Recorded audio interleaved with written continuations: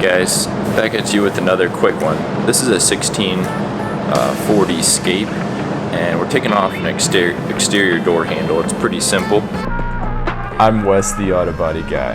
After 15 years in the industry, I've decided it's time to share some of the tips and tricks I've learned along the way.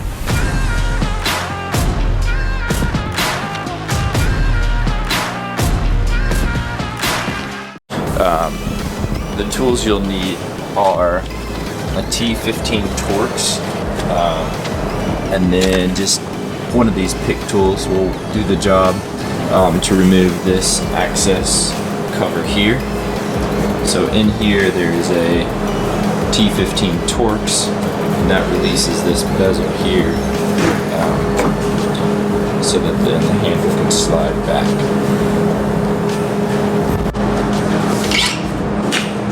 Alright guys, so we took the handle off here.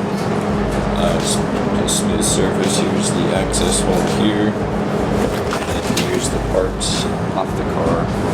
We got the trim cover, the two rubber seals, and the two pieces of the handle, the bezel, and the actual handle. And that's it.